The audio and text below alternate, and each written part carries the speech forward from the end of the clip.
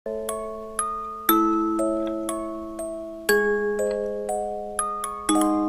tempat keramat yang dulu dia datangi bersama Aki Saptari. Di mana di situ sosok Prabu Wanara Aji yang berwujud monyet putih seperti monyet Anoman. Badar langsung menyembah si monyet. Selepas mengangkat kepala, selepas bersujud beberapa kali, Prabu Wanara Aji berkata kepada Badar, "Badar, jangan lupa, saat ini sudah waktunya kau menyerahkan tumbal untuk tahun yang keempat." Keempat orang yang memikul keranda ketika berbalik menatap mereka, Odang dan kawan-kawannya ketakutan karena empat orang ini bukanlah manusia, tapi 4 ekor monyet yang ukuran tubuhnya sama seperti mereka. Begitu lari pontang-panting ketakutan sambil teriak meminta tolong keluar dari kebun warga, mereka pun mendengar suara jeritan dari ujung kebun-kebun warga. Suara jeritan itu tepat berasal dari rumah Saring, kawan kerja mereka.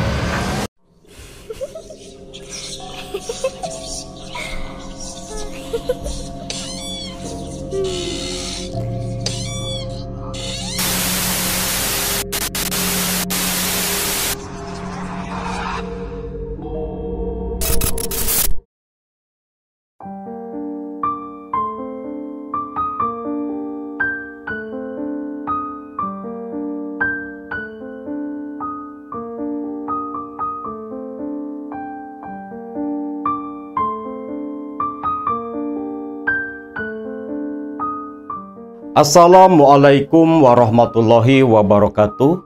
Salam sejahtera buat semua baraya KMS dimanapun kalian berada. Video kali ini Akang akan menceritakan kelanjutan dari cerita Kang Salim tentang Haji Badar yang melakukan pesugihan. Di mana dalam video sebelumnya, waktu itu Salim yang sedang menengok kondisi Haji Badar di rumah di tengah pesawahan.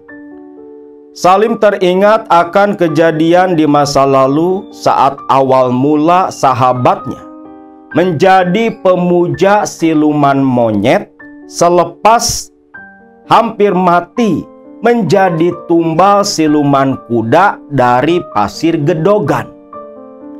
Waktu itu, pasca penumbalan Rukmana, anak pertama Badar, saat itu pula Badar memulai kehidupan barunya dengan uang yang diterima dari Raja Siluman Monyet Prabu Wanara Aji. Badar dibantu oleh Salim sahabatnya memulai usaha material, menawarkan material barang-barang bahan bangunan ke beberapa mandor yang mereka kenal. Bahkan mereka berani mengambil harga di bawah pasar untuk memikat para calon konsumennya. Memang hal itu terbukti ampuh. Ditambah lagi dengan bantuan dari kerajaan siluman monyet Prabu Wanara Aji. Bukan hanya kenalan-kenalan mereka berdua yang menjadi konsumen pada waktu itu. Bahkan orang-orang luar mulai pada berdatangan belanja ke toko material kecil-kecilan milik si Badar. Uang yang mereka terima dari hasil pesugihan itu tidak seperti pesugihan lain yang selalu datang tiba-tiba. Tapi sistem yang Badar terima ketika setiap kali Badar belanja keluar kota Uang yang tadinya cuma cukup untuk beli bahan material, misalnya bawa 10 juta, itu dalam perjalanan bisa menjadi berkali-kali lipat jumlahnya. Seolah setiap wilayah yang dilewati oleh Badar ataupun Salim itu tersedot uang yang ada di sekitaran daerah itu. Salim sendiri pun kaget sekaligus heran. Kok bisa uang bertambah sedemikian rupa? Lambat laun, usaha Badar pun semakin berkembang. Rumah dibangun, di depan rumah tanahnya dia beli dijadikan toko. Dan mulai saat itu pula, Badar beserta Salim berhenti menjadi kuli bangunan mengelola usaha mereka. Makin lama, konsumen semakin banyak. Bahkan Babah Acong, pemilik material terbesar di kota tempat tinggal Badar, mulai kalah saing. Badar pun mulai merekrut karyawan dari beberapa daerah. Bahkan ada pula karyawan yang bekerja di toko material Badar yang berasal dari daerah desa Talang Dadap, desa kediaman si Haji Parja yang muja siluman kuda. Seiring berjalannya waktu, tak terasa pula sudah menginjak tahun keempat Badar melakukan pesugihan. Kurang lebih sekitar tahun 1995 waktu itu. Usaha Badar memang semakin maju. Ada beberapa pula karyawan dari Talang Dadap yang menjadi kuli di toko bahan bangunannya. Ada sekitar 4 orang yang resmi bekerja mengikuti Haji Badar. Di tengah lamunan Salim yang mengingat masa lalu saat itu, Salim pun terkejut, tersadar dari lamunannya ketika mendengar suara erangan Haji Badar. "Lim, Salim, Salim," ucap Badar sambil meraba-raba tangan lalu memegang erat tangan kanan Salim. "Iya Dar, ada apa?" tanya Salim. "Lim, sudah dekat Lim. Sudah dekat waktunya." "Apa maksudmu Badar? Waktu apa?" "Lim, sudah dekat. Mereka akan datang." "Akan datang?" Pucatlah wajah Salim. Mungkin yang dimaksud Badar itu adalah para siluman monyet, anak buah atau pengikutnya Prabu Wanara Aji. Belum selesai keterkejutan Salim, tiba-tiba terdengar uluk salam dari luar rumah saung sawah milik Badar. "Assalamualaikum." "Waalaikumsalam." Si Kardi. "Iya Di, sebentar." "Dar, aku mau buka pintu dulu," ucap Salim, melepaskan genggaman tangannya Badar. Badar hanya mengangguk lemah. Lantas Salim membuka pintu, terlihatlah Kardi membawa rantang dan beberapa kresek hitam. "Dari mana Di?" "Udah pulang Kang. Ini kan mau kesini mau ngasih makan Haji Badar. Sekalian mau mandiin Pak Haji." "Oh, udah jam berapa memang?" "Udah 5:30 Kang." "Ya Allah, nggak kerasa. Ya sudah, kamu masuk saja ke dalam," ajak Salim. Kardi pun masuk ke dalam berbarengan dengan Salim. Lalu setibanya di samping ranjang Haji Badar, Kardi pun berkata, "Pak Haji, sekarang Pak Haji saya mandikan dulu ya Pak Haji. Nanti selepas mandi baru Pak Haji makan." Badar hanya mengangguk lemah. Melihat hal itu, Salim pun menatap sendu ke arah sahabatnya. Lantas Salim menoleh ke arah Kardi. "Di, Mamang mah mau pulang dulu ke rumah si Agus. Mamang kan belum mandi. Mungkin nanti selepas sholat Isya, Mamang kembali ke sini. Kamu jemput saja ke rumah. Iya, Mang. Nanti biar Kardi jemput Mamang ke rumah. Iya, Di. Dan ingat, nanti malam kamu temani Mamang di sini. Soalnya besok pagi Mamang bakal balik lagi ke Cikaso. Kardi hanya mengangguk saja.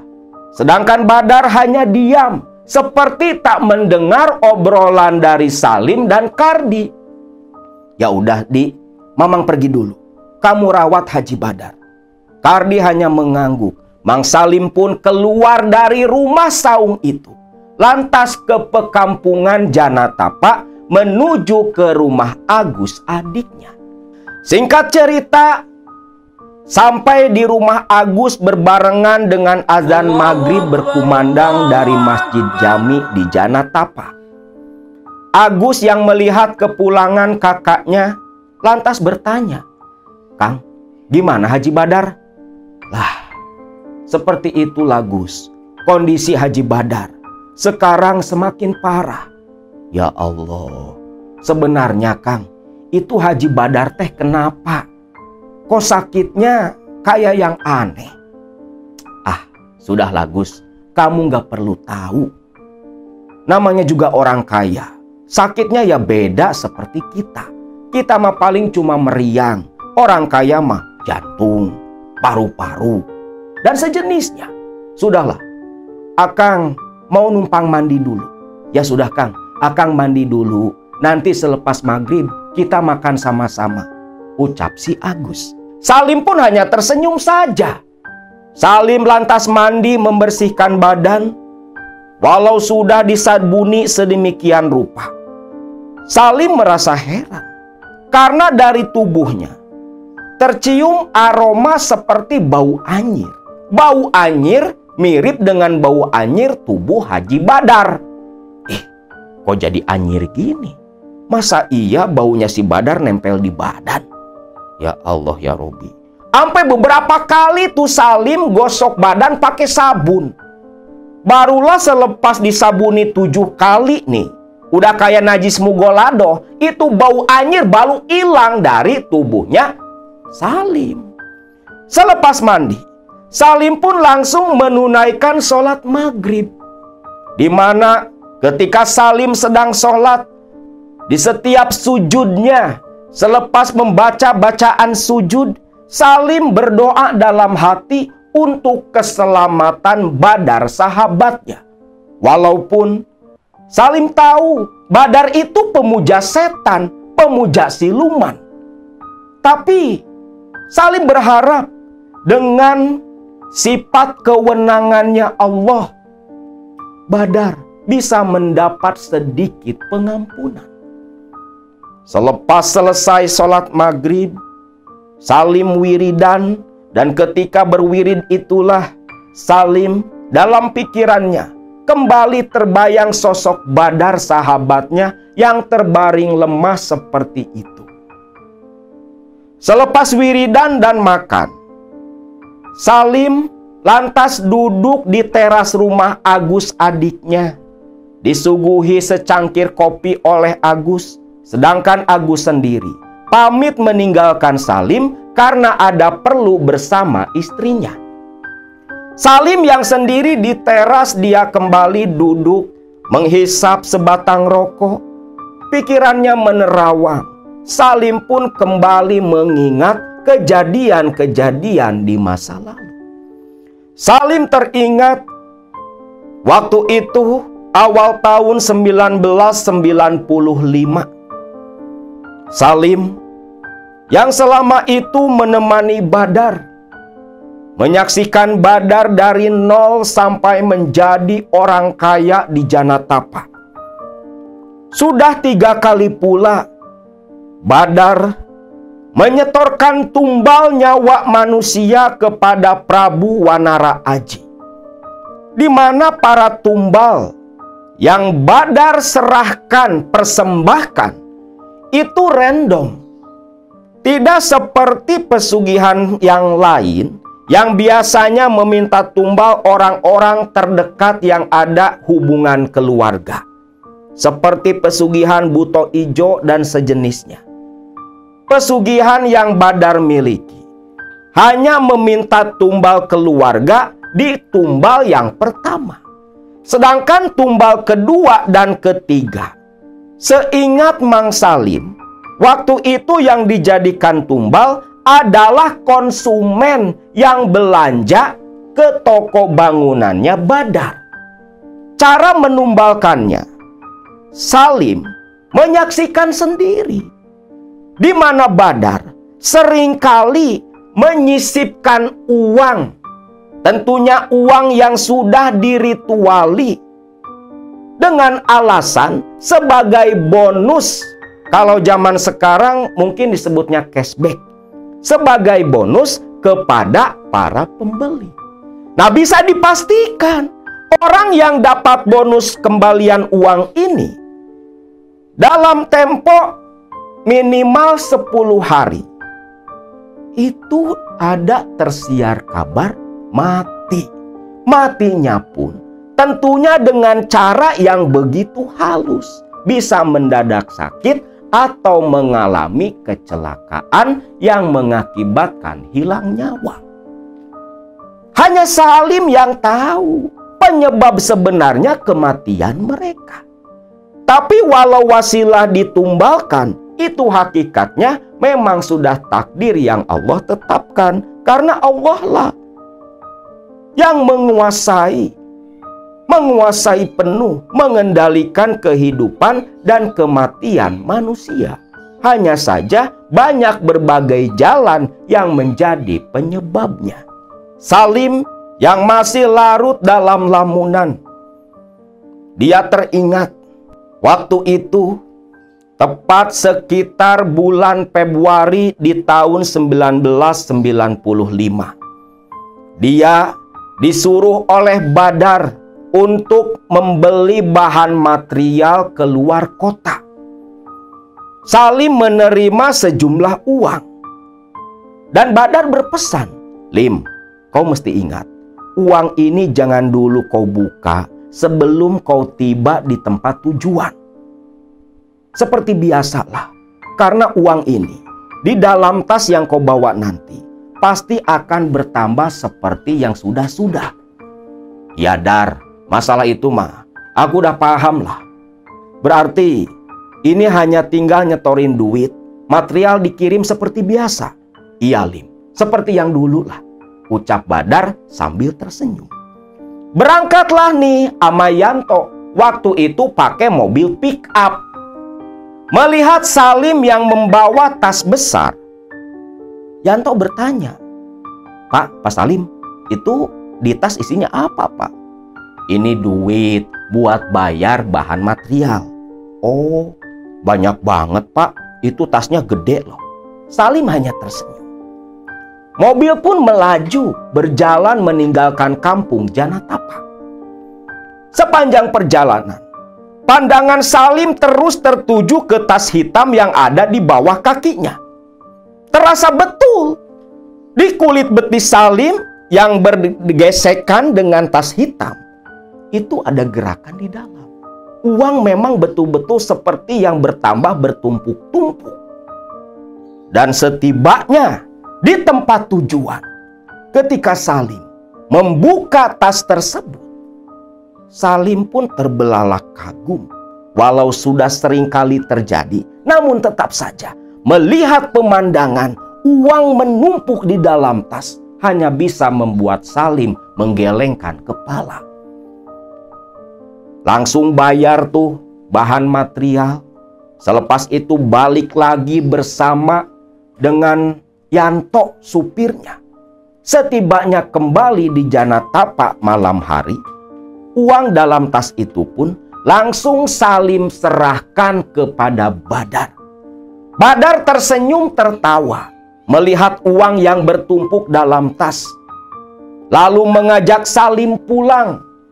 Di rumah, Ade, istri dari Badar, yang waktu itu sudah kembali mempunyai seorang anak perempuan yang diberi nama Siti, sedang menggendong anaknya menyiapkan makanan di meja. Loh, Kang Badar dah pulang sama Kang Salim. Iya dek, makanan udah siap. Udah Kang, silahkan. Ade mah sudah makan tadi sama si Siti. Ade pun meninggalkan tempat ruangan makan. Namun sebelum keluar dari ruang makan, Ade bertanya, Kang, udah ada uangnya? Tuh, uang ada di tas, kau bawalah ke kamar. Ade pun tersenyum bahagia, menenteng tas sambil memeluk Siti, langsung menuju ke kamar utama. Sedangkan Salim hanya geleng kepala. Ini Badar sama istrinya 11-12. Makanlah nih Badar dan Salim. Ketika sedang makan, kaki Salim kan ongkang-ongkang. Tak terasa ujung kaki menyentuh sesuatu. Apa nih? Ada apa, Lim? Enggak, ini di bawah meja apaan sih, Dar? Kau lihat saja, Lim, apa isi bawah meja. Salim penasaran. Begitu dia nengok ke bawah meja, subhanallah, kata Kang Salim, di bawah meja ada beberapa tumpuk uang. Walau tak penuh, tapi itu uang asli. Dar, ini uang dari mana? Hah, sudahlah, inilah uang hasil dari pesugihan. Kalau kau mau, kau ambillah secukupnya. Mau dia bawa separohnya pun gak masalah. Ambil aja, Lim, gak apa-apa. Salim bergidik. Enggak lah, gak mau, Dar. Kamu pakai sendiri aja. Yakin, yakin, yakin. Sok, kita makan lagi. Makan lagi. Mang Salim ini gak mau loh ngambil uang hasil pesugihannya Badar. Maksudnya uang yang dikasih langsung sama tuh siluman. Badar mengetahui betul tabiat dari kawannya. Salim hanya mau menerima uang hasil jual beli di toko material saja. Maka biasanya Badar itu kalau ngasih duit ke Salim, ngambil langsung dari sorog meja di tempat jualannya. Pulanglah Salim waktu itu sekitar jam 8 malam, pulang balik ke rumahnya. Sepeninggalannya Salim, Badar yang selesai makan lantas menemui adik istrinya yang sedang tertidur di atas tumpukan uang di atas kasur. Bisa kalian bayangin lah seperti apa kaya rayanya mereka. Nah, Badar pun berkata kepada adik, Dek, untuk sesaji sudah kamu siapkan? Sudah, Kang. Semua sudah adik tata rapi di kamar belakang. Akang mau ritual sekarang? Iya, Dek. Akang mau ritual sekarang. Ini kan malam Jumat. Ade pun hanya mengangguk. Sedangkan Badar lantas meninggalkan Ade masuk ke dalam kamar khusus tempat dia nyajen. Begitu pintu kamar dibuka, terlihatlah di situ nampan berisi berbagai jenis sesaji yang kebanyakan berupa buah-buahan. Buah-buahannya pun itu bukan buah-buah yang biasa kita makan. Ya maksudnya bukan buah lokal gitu loh. Banyaknya itu buah impor. Ini monyet pilih-pilih loh. Badar lantas membakar dupa, membakar kemenyan. Asap dupa dan asap kemenyan menyatu menjadi satu, baunya bukan main. Tapi Badar yang sudah terbiasa langsung lantas duduk begitu husyuk, melakukan pemujaan kepada sosok yang dia sembah beberapa tahun itu. Selepas selesai melakukan ritual sajen rutinan setiap malam Jumat, Badar langsung menuju kamar lain untuk beristirahat. Memang aneh di sini. Kenapa Badar tak pernah mau tidur dengan adik? Yang menurut Kang Salim, 2 tahun pasca si adik melahirkan Siti, Badar memang sudah tak tidur bareng lagi. Yang ternyata menurut cerita Kang Salim, dipinta oleh Raja Prabu Wanara Aji. Untuk apa? Untuk memuaskan diri. Sedangkan Ade taunya dia selalu tidur dengan Badar. Yang padahal Badar yang tidur dengan Ade itu jelmaan monyet. Badar tak pernah menceritakan rahasia itu kepada adik. Hanya Salim yang tahu. Badar tertidur lelap. Namun dalam tidurnya Badar bermimpi kembali berada di tempat keramat yang dulu dia datangi bersama Aki Saptari. Di mana di situ sosok Prabu Wanara Aji yang berwujud monyet putih seperti monyet Anoman. Badar langsung menyembah si monyet. Selepas mengangkat kepala, selepas bersujud beberapa kali, Prabu Wanara Aji berkata kepada Badar, "Badar, jangan lupa, saat ini sudah waktunya kau menyerahkan tumbal untuk tahun yang keempat." Kagetlah Badar. Perasaan baru kemarin. Ternyata waktu berlalu begitu cepat, Badar hampir lupa sudah tiba waktu dirinya untuk memberikan tumbal ke Prabu Wanara Aji sesembahannya. Baik, baik Gusti Prabu, baik.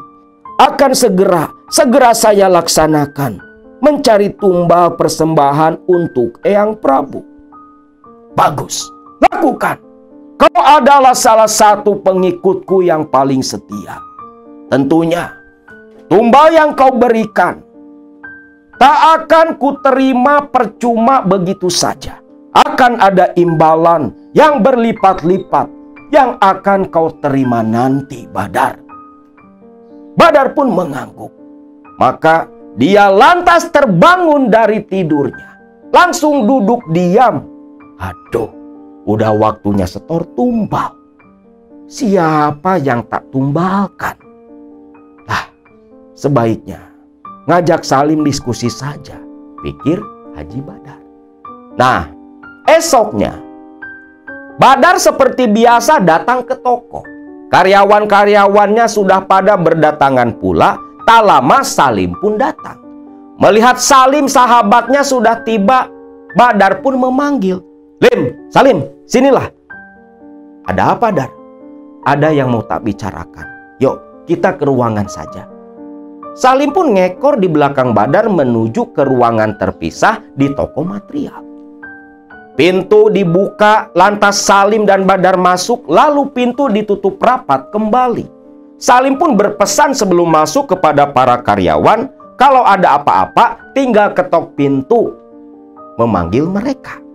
Nah, di dalam ruangan itu, Badar dan Salim duduk berhadapan sambil menikmati suguhan yang memang sudah tersedia di dalam ruangan khusus bos besar. Nah, disinilah Badar pun menceritakan apa yang dia alami semalam. "Lim, semalam Prabu Wanara Aji datang." "Loh, datang?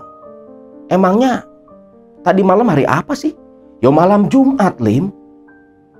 "Lah, bukannya memang setiap malam Jumat tuh Raja Monyet datang buat nidurin si Ade?" Ini mah beda lagi. Nih Raja Monyet datang minta tumbal, Lim." "Tumbal? Emang udah waktunya, Dar?" "Iya, Lim, ini sudah waktunya." "Bingunglah, Lim, ini kira-kira siapa yang harus tak tumbalkan?" Salim pun terdiam. Aduh, apa enggak kayak biasa aja, Dar? Numbalin konsumen kek apa kek? "Ya elah, Lim, kalau numbalin terus konsumen bisa dicurigai nanti loh. Bisa sepi nih toko. Ya terus, mau numbalin siapa? Masa mau numbalin si Ade? Yo jangan atuh. Gak mungkin lah, Lim, kalau numbalin si Ade bisa ngamuk tuh Raja Monyet. Lah terus mau numbalin siapa?" Badar pun diam. Salim ikut diam pula. Nah, saat situasi hening dalam kebingungan, tiba-tiba pintu diketuk dari luar. "Assalamualaikum, Pak Salim, Pak Badar." "Waalaikumsalam," ucap Salim, yang lantas berdiri membukakan pintu. Terlihatlah ternyata yang beruluk salam itu si Yanto, Odang, dan Yayat. "Loh, ada apa nih?" Ini loh Pak Salim, mau laporan Pak. Laporan? Laporan apa? Ada apa Lim? Ini anak-anak mau laporan Dar. Ya udah suruh masuk, teriak Badar. 3 orang ini pun masuk mengikuti Salim ke dalam. Sok, kalian duduk. Iya Pak. Ada apa?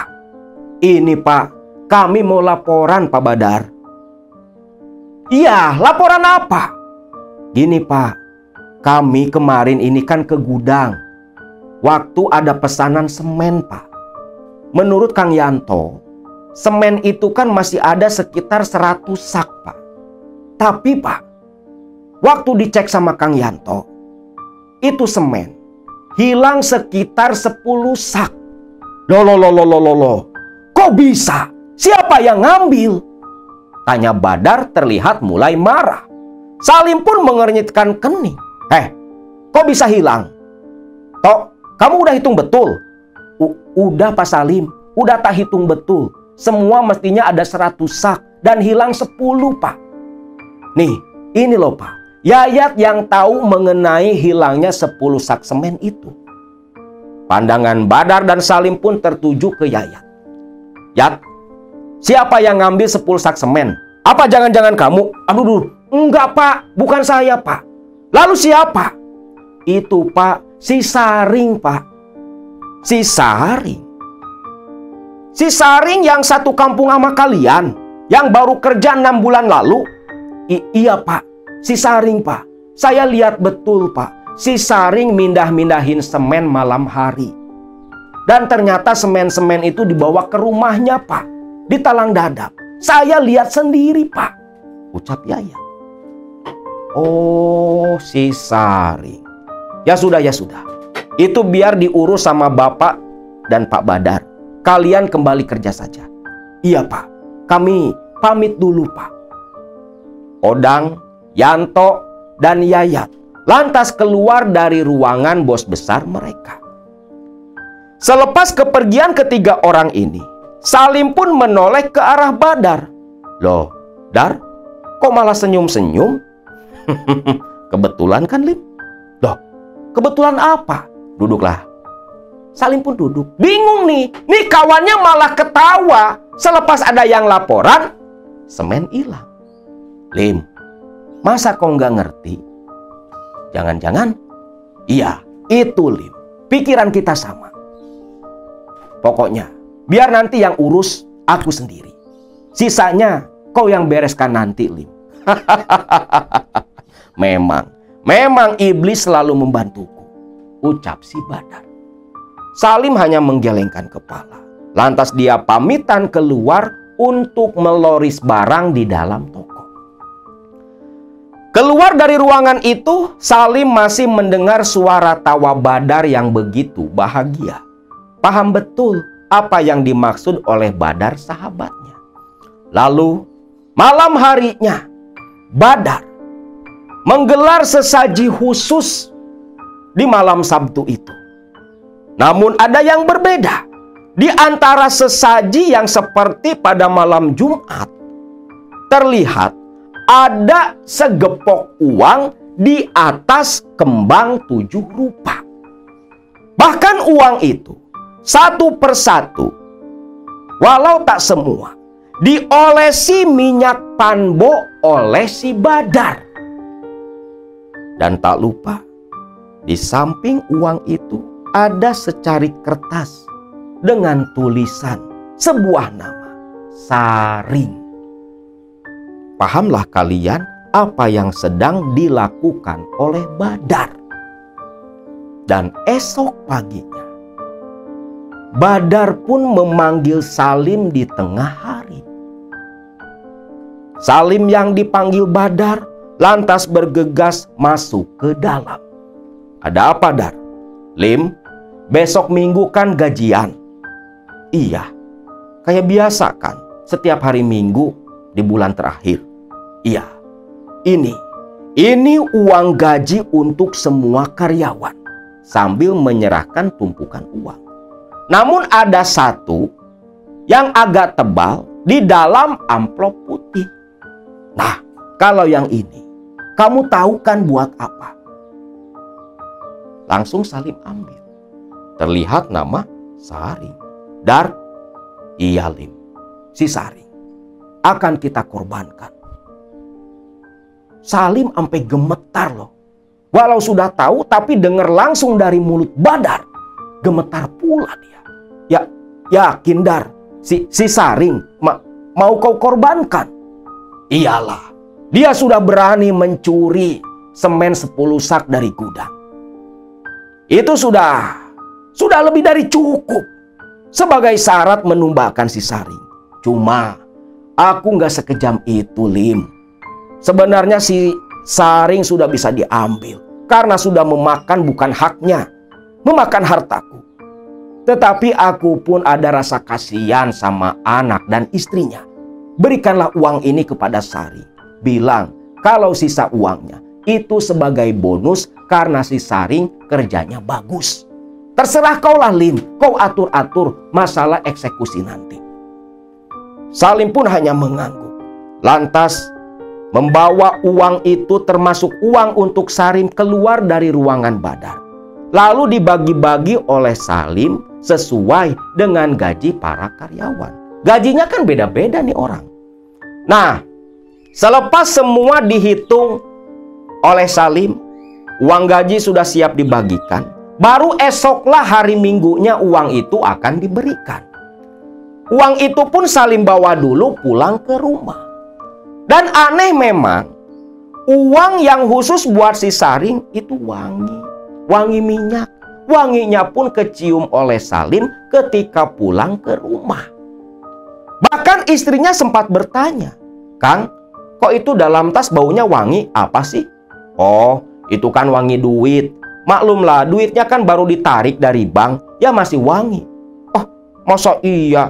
Kok wanginya kayak wangi minyak?" "Ah, sudahlah. Gak usah banyak tanya," ucap Salim kepada sang istri. Istrinya pun terdiam. Nah, esoknya, sore hari, semua karyawan dipanggil. Jam 4 sore nih, sebelum pada pulang. Karyawan pun berkumpul semua di dalam toko. Badar udah pulang dari tadi siang. Di toko itu hanya tinggal Salim. Nah, para karyawan pun berkumpul. Total ada 20 orang. Lalu satu persatu karyawan dipanggil oleh Salim. Namun, di antara kerumunan orang, Salim tak melihat target utama, si Saring. "Tok, Yanto, sini Tok." Yanto yang mau keluar pun dipanggil. Lalu berbalik mendekati Salim. "Ada apa, Pak? Si Saring mana?" "Oh, kalau Saring, dia nggak masuk kerja, Pak. Tadi dia izin, katanya anaknya lagi sakit, nggak ada yang jaga di rumah." "Oh gitu. Ya sudahlah, biar nanti uangnya Bapak yang antar langsung ke rumah." "Loh, titip ke saya aja Pak. Saya kan ngelewatin rumahnya Saring." Udah nggak perlu. Nanti Bapak yang ke sana. Sekalian mau nengokin anak si Saring." Yanto pun tersenyum saja. Selepas itu, uang gaji dibagikan semua. Orang-orang sudah pada pulang. Tersisa Salim sendiri di dalam toko bangunan. Selepas maghrib, Saring pun beberes dan menutup pintu toko material itu. Mengendarai motornya langsung menuju ke desa Talang Dadap ke rumah si Saring.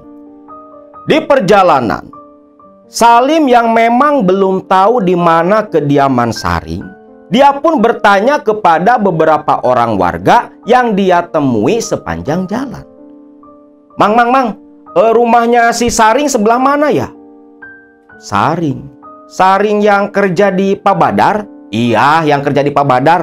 "Oh, lurus aja Pak. Nanti di ujung desa belok ke kiri.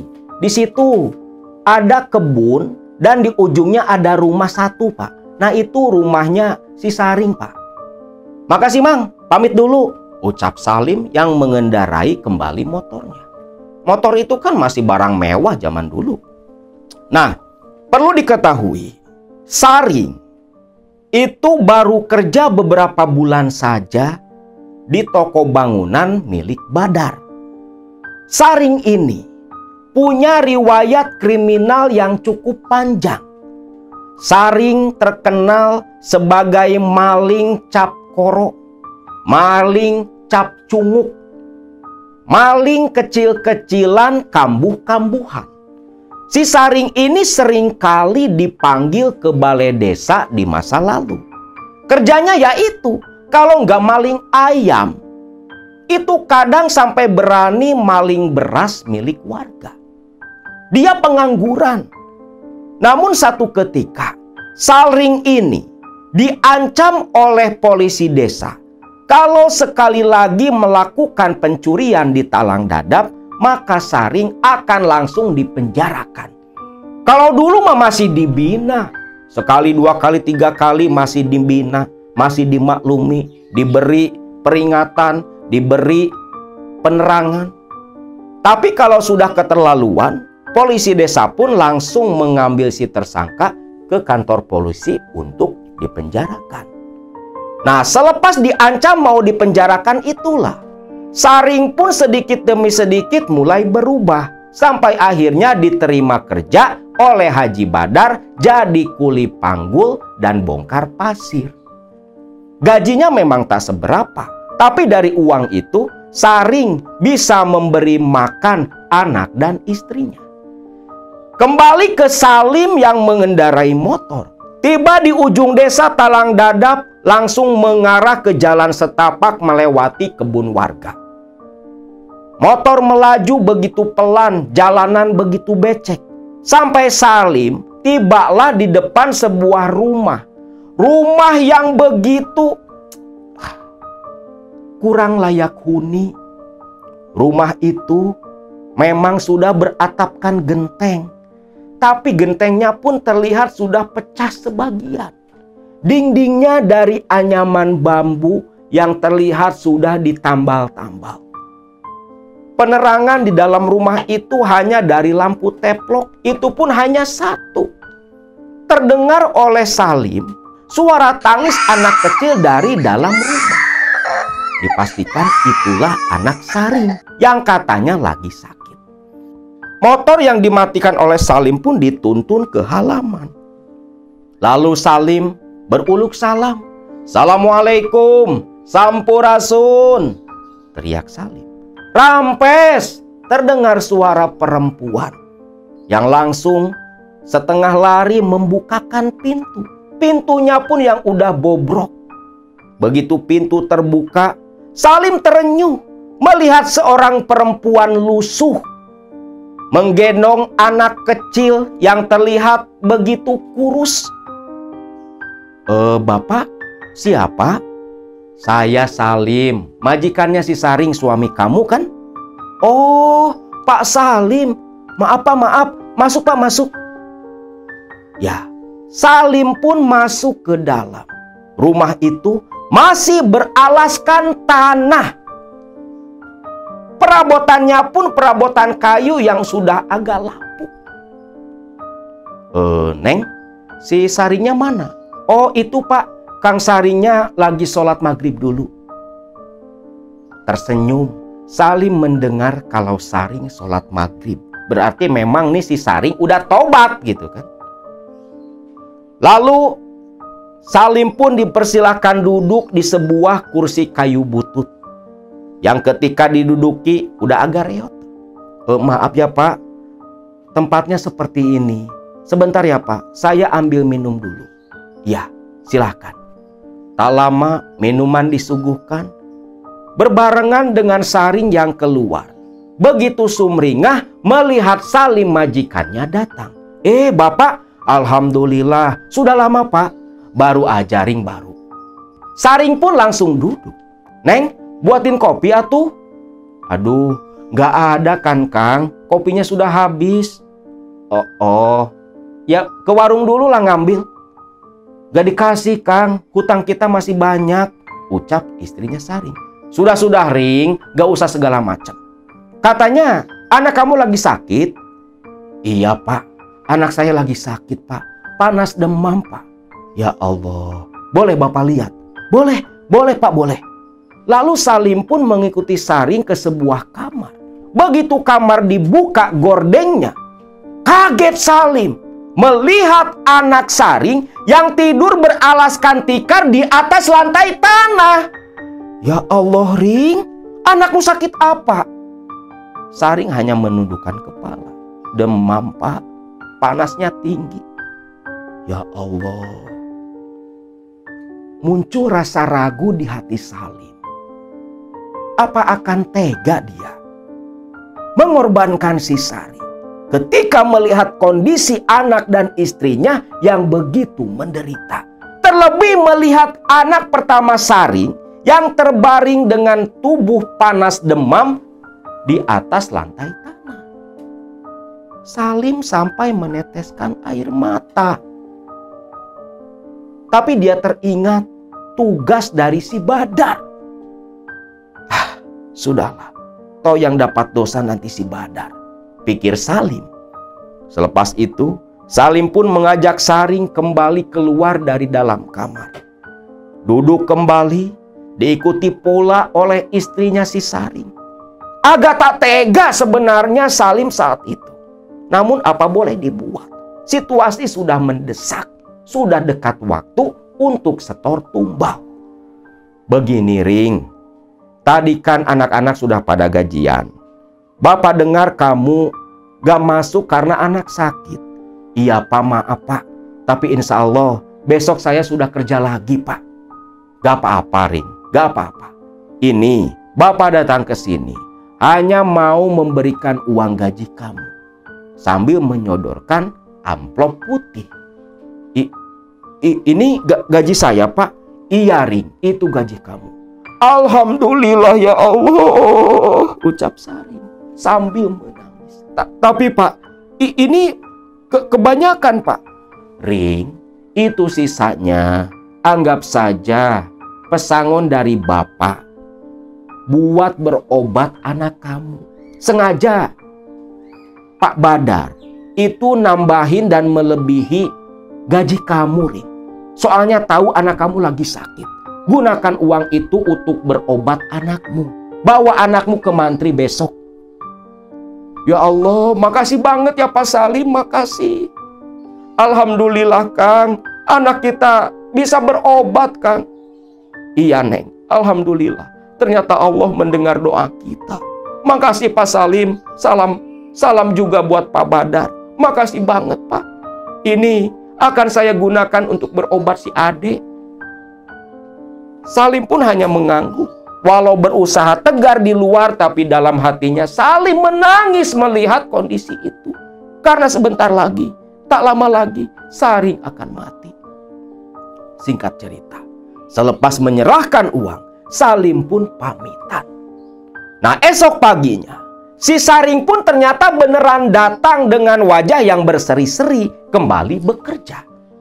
Melihat si Saring sudah datang, sesuai instruksi Badar yang untuk urusan eksekusi menyerahkan semuanya kepada Salim. Salim mengatur siasat. Yang kebetulan pada hari itu ada hantaran semen dan pasir untuk salah satu konsumen toko bangunan mereka. Mobil yang akan digunakan buat mengantarkan bahan bangunan itu sudah dipersiapkan tadi malam oleh Badar. Di mana mobil itu disimpani sesuatu oleh Badar sebagai ciri untuk penumbalan. Lalu Salim memanggil Saring dan Odang. Si Odang ini supir. Dipanggillah mereka berdua menghadap ke Salim. Ada apa Pak? Begini Dang, Saring. Sekarang kalian tolong antarkan 1 kubik pasir, 8 sak semen, dan pipa paralon ke daerah Kaliwungu. Antarkan ke konsumen kita. Alamatnya sudah ada di dalam nota. Sekarang Pak? Iya sekarang. Langsung saja. Materialnya kalian pisahkan, naikkan ke mobil. Baik Pak. Sigap nih, Odang dan Saring pun lantas keluar. Pasir dinaikkan, semen dimasukkan. Hanya saja untuk semen, itu yang 2 sak disimpan di dalam di samping supir, beserta beberapa bahan bangunan lain. Terpaksalah Saring pun duduk numpang di atas pasir. Mobil pun melaju keluar dari halaman toko bangunannya Badar. Salim pun menatap kepergian mobil yang ditumpangi oleh Saring, dikendarai oleh Odang, keluar dari halaman toko bangunan miliknya. Kembali kepada Odang dan Saring yang melaju menuju desa Kaliwungu. Singkatnya, di tengah perjalanan, tak ada kendala apa-apa saat mengantarkan material. Namun, tiba-tiba saja, mobil yang dikendarai oleh Odang hilang kendali ketika salah satu ban depan bagian kiri meletup tiba-tiba. Mobil pun oleng, sedangkan di depan ada kendaraan pula yang melaju cukup kencang. Odang yang kelimpungan, ditambah Saring di belakang teriak-teriak ketakutan, mobil pun oleng dan menabrak sebuah pohon di pinggir jalan yang mengakibatkan Saring terlempar. Saring terlempar dan masuk ke parit di pinggiran jalan. Odang hanya terbentur keningnya saja, sedikit agak pusing. Selepas sadar, Odang buru-buru keluar melihat kondisi Saring. Begitu mendekat, kagetlah dia ketika Saring telungkup penuh lumpur di dalam parit. Odang teriak meminta tolong. Orang-orang berdatangan. Saat itulah ketika Saring diangkat, Odang terkejut. Keningnya Saring terlihat mengucurkan darah, sedangkan Saring hanya mengerang-ngerang kesakitan. Odang yang panik lantas meminta tolong kepada warga di sana untuk mencari kendaraan. Saring pun lantas dilarikan ke rumah sakit yang jaraknya cukup jauh dari lokasi kecelakaan. Di perjalanan, Saring pingsan. Selepas membawa Saring ke rumah sakit, Odang meminta seorang warga untuk mendatangi Haji Badar, memberikan laporan tentang kecelakaan yang menimpa dirinya. Yang sekitar beberapa jam kemudian, Badar beserta Salim pun datang mengurus administrasi, di mana Saring menurut dokter yang memeriksa waktu itu harus dirawat segera hari itu juga. Saring yang pingsan, kecelakaan saat itu, menurut dokter ada retakan di bagian kepala. 1 hari 1 malam Saring pingsan. Barulah di hari kedua Saring mulai siuman dan sudah diperbolehkan untuk kembali pulang ke Talang Dadap. Saring ini kepalanya penuh balutan perban. Luka di kepala ternyata bukan hanya 1, sampai 8 jahitan di belakang karena terkena batu tajam. Dirawatlah Saring waktu itu di rumahnya. Sedangkan Haji Badar menitipkan uang kembali kepada Salim untuk kompensasi kecelakaan kerja. Nih Badar agak royal loh. Walaupun dia penganut pesugihan, gak pelit orangnya. Makanya ya gak ada yang percaya kalau Badar ini sebenarnya muja monyet. Nah, Saring pun diizinkan untuk istirahat terlebih dulu sampai tubuhnya pulih, baru nanti kembali kerja. 4 hari sepulangnya dari rumah sakit, Saring dirawat di rumah dengan obat pemberian dokter. Kondisi dirasa sudah membaik, walau kepala masih dibalut perban. Saring yang malu karena sudah terlalu lama nggak kerja, akhirnya memaksakan diri datang ke toko kembali kerja seperti biasa.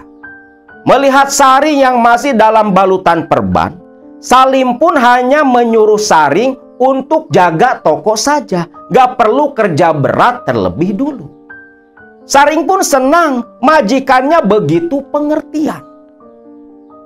Sehari 2 hari pasca kembali kerja, belum ada kejadian aneh yang terjadi kepada Saring. Semua berjalan begitu normal. Sampai satu ketika, di hari ketiga selepas Saring kembali kerja, di malam hari tatkala Saring tertidur begitu lelap, sekitar jam 12 malam, ada 3 orang berjalan bersama dari arah pesawahan. Yang ternyata ketiga orang ini adalah Odang, Yanto, dan Yayat. Mereka bertiga habis ngobor belut malam itu. Begitu masuk ke area perkampungan Talang Dadap, ini si Odang agak heran. Yat, Tok, ini ada yang beda ya, Beda apa, Dang? Beda aja hawanya. Ini malam kok aneh ya? Kayak gak biasa aja lah, ucap si Odang yang merasakan keanehan pada malam itu. Cuman perasaan aja, Dang. Udah yuk, buru-buru pulang. Udah dingin nih, ucap si Yanto. Odang pun hanya mengangguk. Namun baru saja mereka kembali berjalan, Odang kembali berhenti. Lihat tuh, lihat. Kok ada monyet, ucap Odang. Begitu melihat seekor monyet di salah satu atap warga Talang Dadap. Monyet itu pun memekik. Monyet dari mana ya? Odang hanya menggelengkan kepala melihat monyet yang begitu aneh. Jadi lompat dari atap ke atap yang jaraknya cukup jauh, namun begitu santai. Jangan-jangan apa, Dang? Enggak. Ini monyet gak normal. Lihat aja, kok lompatnya begitu jauh. Santai pula tuh monyet. Ikutin yuk. Diikutilah tuh sama Odang beserta 2 kawannya. Odang dan kawan-kawan ini langsung mengikuti ke arah monyet melompat pergi. Begitu diikuti, monyet itu mengarah ke ujung desa Talang Dadap. Yang tepatnya ke arah kebun di depan rumah si Saring. Namun ketika mendekat ke arah kebun, mereka bertiga kehilangan jejak monyet siluman yang tadi mereka ikuti. Dang, tuh monyet kemana, Dang? Odang hanya menggelengkan kepala. Tak ada jejak sama sekali, lenyap begitu saja. Akhirnya mereka bertiga pun pulang kembali ke rumah masing-masing. Esok paginya mereka bertiga kembali kerja di Jalan Papasan bareng si Saring. Bareng-bareng lah nih 4 orang menuju ke toko bangunan tempat mereka kerja selama ini. Tepat 2 hari pasca penemuan monyet yang dianggap aneh oleh si Odang. Waktu itu Odang dan kawan-kawan baru pulang tahlil mendak tahun kematiannya Haji Parja. Pulang dari rumah kediaman keluarga Haji Parja sekitar jam 10 malam waktu itu. Ingin cepat pulang, mereka mengambil jalan memotong melewati pinggiran pesawahan dan kebun-kebun warga Talang Dadap. Nah, ketika berjalan bersama mereka bertiga nih, hanya membawa obor dari daun kelapa kering. Ketika sedang berjalan, mereka bertiga mendengar suara pekikan monyet di tengah-tengah kebun warga. Ketika Odang dan 2 kawannya melihat, lihat tuh, itu siapa, tanya si Odang. Dang, siapa yang mati, Dang? Itu kok bawa keranda, ucap si Yanto. Terlihat bayangan 4 orang seperti manusia memikul keranda melewati kebun warga. Siapa ya yang mati? Kok nggak ada pengumuman? Kejar yuk, kita tanya. Itu jenazah siapa? Odang dan kawan-kawannya pun langsung mengejar ke arah 4 orang yang memikul keranda. Woi, Mang, berhenti dulu, Mang, berhenti, teriak Odang. Namun 4 orang ini terus berjalan seolah tak mendengar teriakannya Odang. Mereka terus lari mengejar Anehnya jarak antara mereka dengan 4 pemikul keranda tak kunjung mendekat. Masih aja segitu jaraknya. Akhirnya Yanto teriak begitu kencang sampai membuat para pemikul keranda terdiam, berhenti. Melihat itu, Odang dan 2 kawannya pun lari mendekat. Mang, itu siapa yang mati, Mang? Siapa yang meninggal? Namun ketika dekat ke para pemikul keranda menoleh ke arah mereka bertiga, yang seketika Odang dan kawan-kawannya pun teriak ketakutan, lari pontang-panting meminta pertolongan. Keempat orang yang memikul keranda ketika berbalik menatap mereka, Odang dan kawan-kawannya ketakutan karena 4 orang ini bukanlah manusia, tapi 4 ekor monyet yang ukuran tubuhnya sama seperti mereka. Begitu lari pontang-panting ketakutan sambil teriak meminta tolong keluar dari kebun warga, mereka pun mendengar suara jeritan dari ujung kebun-kebun warga. Suara jeritan itu tepat berasal dari rumah Saring, kawan kerja mereka. Mendengar itu, Odang dan 2 kawannya pun lari ke arah rumah Saring. Ketika tiba di sana, ternyata sudah ada 4-5 orang warga yang lari pula mendekat. Begitu tiba, kagetlah Odang dan kawan-kawannya. Ternyata istri Saring menjerit seperti itu karena menyaksikan suaminya sudah terbujur kaku, tidak bernyawa. Malam itu, tepat jam setengah 12 malam, Saring ditemukan meninggal, tubuhnya kaku, wajahnya pucat ketakutan, seolah di detik kematiannya Saring menyaksikan sesuatu yang begitu menyeramkan. Kabar kematian Saring langsung menyebar di kampung Talang Dadap. Orang-orang pun pada berdatangan. Namun karena sudah tengah malam, jenazah pun ditunggukan. Barulah keesokan paginya, jenazah Saring diurus untuk langsung dikebumikan. Turut pula hadir di acara pemakaman Saring saat itu Haji Badar dan Salim, majikan Saring. Bahkan mereka berdua, Salim dan Badar, mengikuti prosesi pemakaman sampai selesai. Namun Badar pulang terlebih dulu, meninggalkan Salim di situ mewakili dirinya. Di mana selepas semua pelayat pulang, Salim datang langsung ke rumah Saring, menemui istri dan kedua anaknya. Salim menyerahkan sejumlah uang yang cukup besar kepada keluarga almarhum Saring, di mana uang itu hasil Salim meminta kepada Badar, bahkan setengah mengemis, karena Salim tak tega melihat kondisi istri dan anak-anak Saring yang hidup dalam kemiskinan. Istrinya Saring pun menerima uang itu dengan sukacita, di mana uang itu begitu berharga buat istrinya Saring untuk membiayai kehidupan 2 anaknya. Dan semenjak kejadian penumbalan di tahun keempat, Badar mengikuti pesugihan. Di saat itu pula lah Salim sedikit-sedikit mulai tersadar. Dia sadar sudah ikut andil orang tak bersalah atas perintah Badar sahabatnya. Yang makin lama Salim mulai makin tak ingin, tak betah, tak nyaman kerja bersama Badar.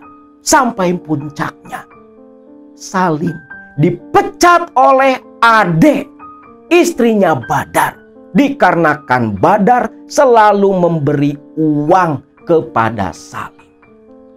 Adik tak tahu kalau Salimlah yang selama ini membantu Badar mencari tumbal. Sedangkan Salim yang dipecat oleh Ade tanpa sepengetahuan Badar waktu itu, dengan senang hati langsung keluar karena ada alasan untuk berpisah dengan Badar. Dan semenjak saat itu pula, Salim meninggalkan kampung Janatapa, memilih tinggal di kampung halaman ibu bapak dari istrinya di kampung Cikaso. Dan semenjak tinggal di Cikaso itulah Salim pun sudah tidak lagi mendengar kabar dari Haji Badar sahabatnya.